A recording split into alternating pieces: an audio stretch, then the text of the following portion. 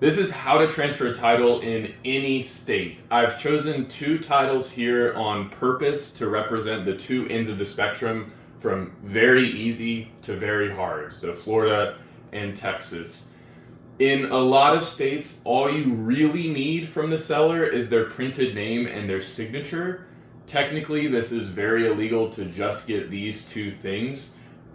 Because you could potentially be trying to skip yourself in the order of purchasing, which would be tax evasion in some way.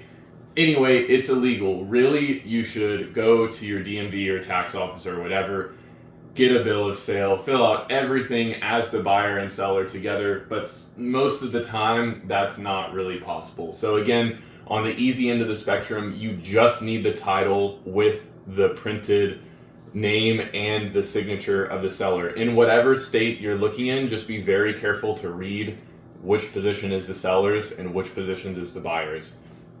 So what I would do if I were buying a car is definitely get a bill of sale to fill out all extra information. And then on the title, make sure you fill out the date, your address, the seller's name and signature, your name and signature, and then get the title and the bill of sale as well as the seller's ID and your ID in a single picture, just in case.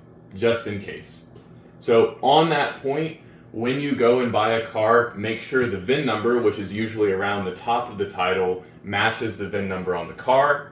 Make sure it doesn't say salvage or rebuilt anywhere unless you knew that ahead of time. Make sure there's not a lien or a loan against the title of the car. And make sure the seller's name matches the seller's ID, or they may be trying to play that game of skip the title so that they don't have to pay taxes, which again is illegal. Before you drive away with the car, make sure you get insurance on the car, no matter what. Before you drive away, get insurance. It's a lot easier than you think. The bill of sale is very useful. Check your state for if you need to keep the tags or the license plate on the car with the car or with the seller. It just varies by state. And then you need to find out if you need to go to the DMV or the tax office or a title transfer office. That depends by state. And then there's going to be different fees. So some states have a fee based on what you say you bought the car for, which is a game that you can play. Some states have some database with the value of every car possible, and then you pay a percentage of that. And some states take the higher of those two values. So now on the hard end of the spectrum, if you're working with something like a Texas title, not only does it have a front, but it also has a back of the title that you need to print and sign and fill out. And in Texas, you also need another form showing transfer of your vehicle notification. So the seller has to complete something like this. And you also have to fill out this application for a title. So for whatever reason, Texas is very hard. You need to bring like 3 or 4 pieces of paperwork to the tag transfer office for whatever reason. It's kind of ridiculous, and the seller has to fill out information.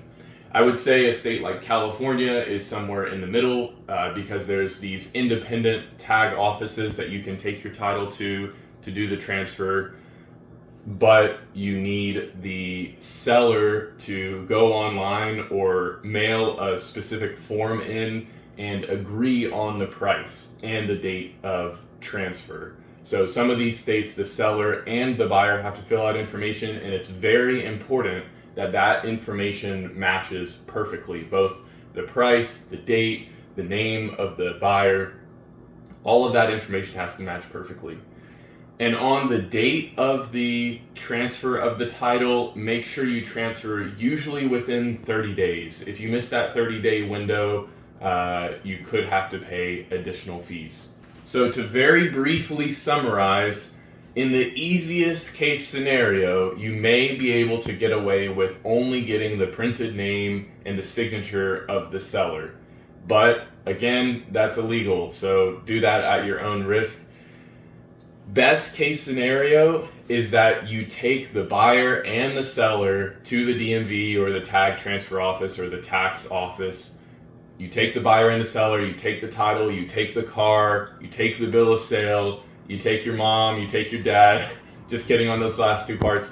But you take everything to whatever office for your state and you do it all there. The middle ground that I would recommend is getting all of this information that I've written in here.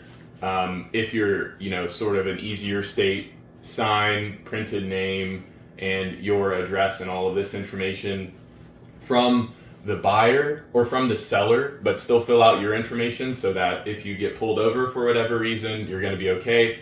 Also get a bill of sale, even if it's just a piece of paper that you both write the VIN number, the odometer reading, the date, both of your names and both of your signatures, just on a scrap piece of paper. Ride around with that, go to the DMV and get the person at the DMV or the tax office or title transfer office, get them to help you finish filling it out, because if you make a mistake, there may be additional fees. So that's sort of the middle ground that I would go with personally, and that's what I've done with dozens of titles in Florida, in Georgia, and California. But again, this varies a lot by state. Again, this is a sliding spectrum from very easy to very hard. So I have several videos on my channel for specific states if you would like to see that, or visit your state DMV for more information. That's all I have. I hope you paid attention all the way to the end. Thank you so much for watching. Leave a like if you enjoyed this video, if it helped you. If you have any questions or comments, leave them in the comment section below. Thanks for watching. Bye.